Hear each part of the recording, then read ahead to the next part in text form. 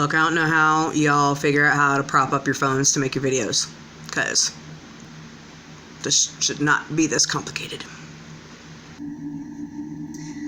Oh, you guys would not believe the amount of trouble I have had just trying to stabilize my phone. Like, my phone is in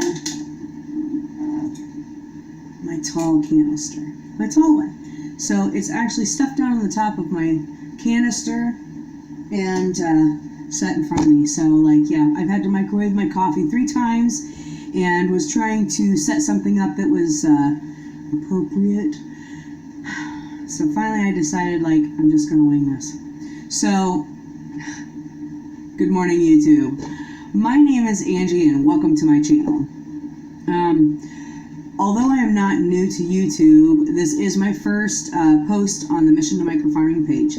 So I figured a little bit of an intro or background would be essential.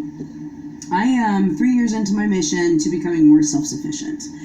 And I'm not looking to become, like, completely off-grid or anything, but I'm a very frugal person. And I feel that the less I have to depend on society and the economy, the healthier and more accomplished that my family and I are. So, if you're like-minded when it comes to raising your own livestock, gardening, canning, preserving via the most affordable methods, I encourage you to like and subscribe to my channel.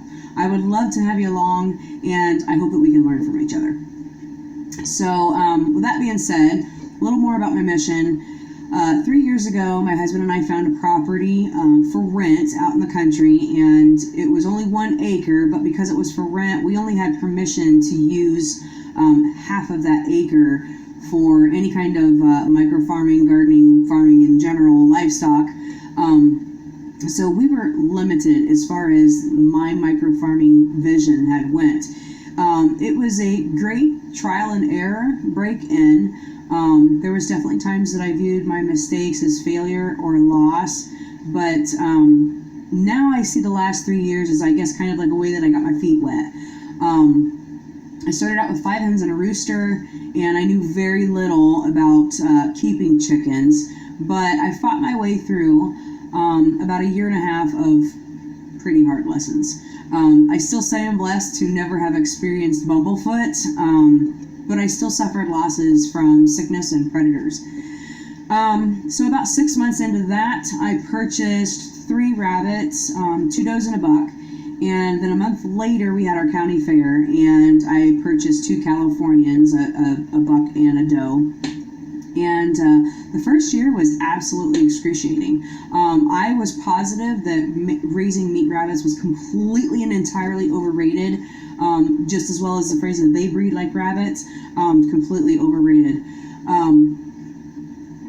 I had does castrating bucks.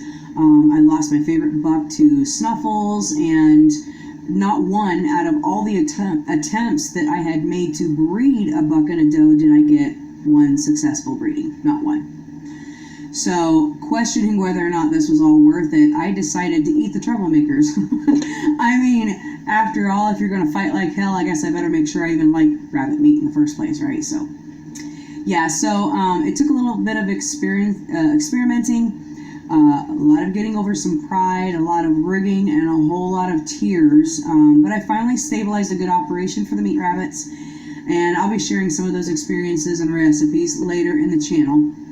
But back to the story, by the time I had got experience under my belt with the meat rabbits, at that point I had failed like 3 gardens. 2 of those were raised beds. I had like 21 hens and 5 roosters, and still hadn't processed, haven't mastered processing chickens, which I still haven't, and I've been doing this for 3 years. 4 ducks. I had like 18 rabbits if you count the grow outs or something. I mean, like, this was a turning point in my mission, because we were offered a home 14 miles rural and on 2 acres at a price that we would be absolutely crazy if we would have refused. So, as I mentioned, at that time we had only had access to about half an acre as far as, my microfarming vision. So like having the option of 2 acres to work with had expanded my mission by like phenomenal measures. So my dream of having goats was now a possibility, and the vision of a 60 by 60 enclosure was now a possibility, and it even left room, for more mini missions that I might envision along the way. So my perspective, in order to stay motivated in this mission, is that I have experienced a suffice amount of trial and error to know what I'm getting into as far as this micro farm vision goes, as far as making it a concrete thing. So, which is what brings us to right now.